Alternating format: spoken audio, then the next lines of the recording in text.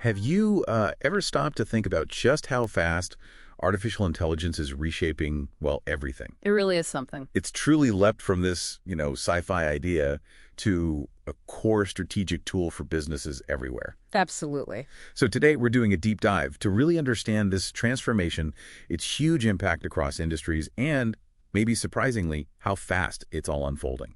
The speed is pretty staggering. I mean, think about this.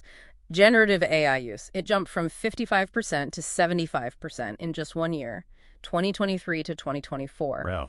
And by next year, 2025, the projection is that 3/4 of all firms will have put AI to work somehow. 3/4. Yeah. It's not just a trend, it's a fundamental shift. And our mission today is really help you cut through the noise, to grasp what this exponential growth really means for your work, your life, your future. Okay, so if it's already so widespread, where exactly is AI making the biggest, the most immediate impact right now? Where's the real action? Well, we're seeing profound shifts in sectors like financial services, healthcare, and manufacturing, especially those three. Let's take finance first then. Okay. In financial services, AI is poised to add an astonishing $1.2 trillion in gross value added by 2035.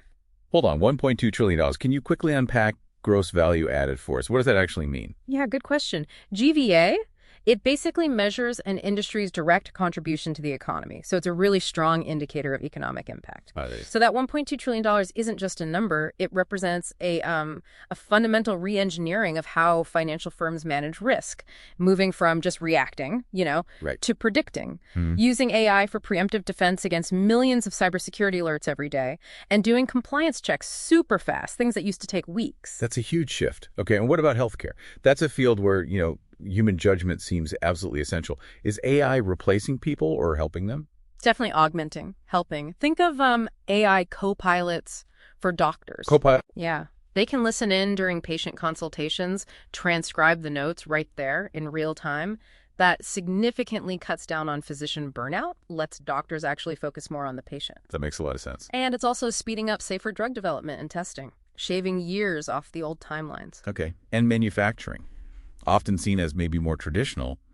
How's AI fitting in there? Right. In manufacturing, AI integrates really deeply with something called digital twin technology. Digital twins, like a virtual copy. Exactly. You create a virtual replica of a physical system, maybe a whole factory floor, or just one machine. Then AI analyzes data from that twin. It leads to smarter factories, and the projection there is $3.8 trillion in GVA by 2035. So what does that look like practically? Imagine predictive maintenance, so anticipating when equipment might fail before it happens, or optimizing energy use across the whole place. It's pretty powerful stuff. Okay, that gives us a really clear picture of today. But what about the road ahead? If we look beyond the immediate stuff, what's the timeline suggest? So right now, we're kind of in this big experimentation phase. You saw that jump in AI use at work nearly doubled in the US, 21% to 40% just between 2023 and 2025 expected. Yeah. Then maybe 2026 to 2028, we expect what you might call functional reinvention. That's when AI agents start acting more semi-independently. Agents.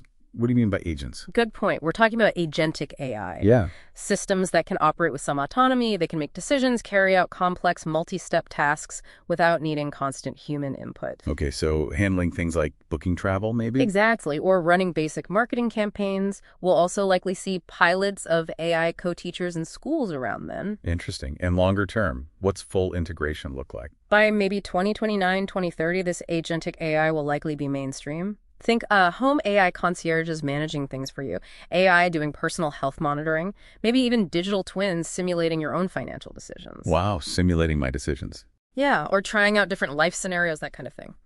Then looking further out, like 2035, 2040, AI is expected to be just part of the national infrastructure, intrinsic. And what does that mean for work?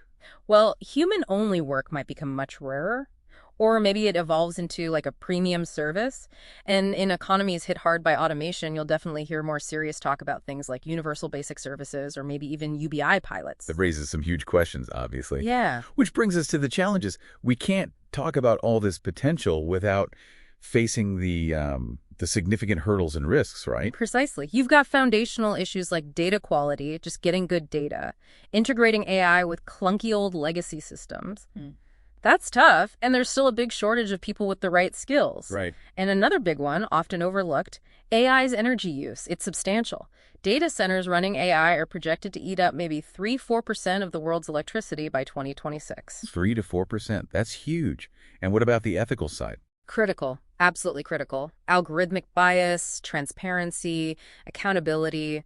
These are massive issues we have to get right. You mentioned job impacts earlier, potentially affecting nearly 1 billion jobs globally in a year. That's about 26% of the workforce.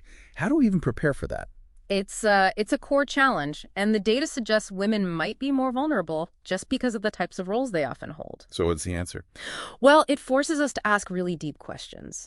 How do we proactively prepare the workforce? How do we ensure fairness in this transition? It demands really careful thought, strategic planning. We can't just let it happen. So this deep dive really shows AI isn't just coming, it's here. And it's fundamentally reshaping our world at, well, an unprecedented speed. Yeah. And success, moving forward, it really hinges on a few things. Boosting AI literacy across the board, strategically picking high-impact uses that give real value, and crucially, building strong frameworks for ethical, responsible AI. Okay, so here's a final thought for you, something to mull over.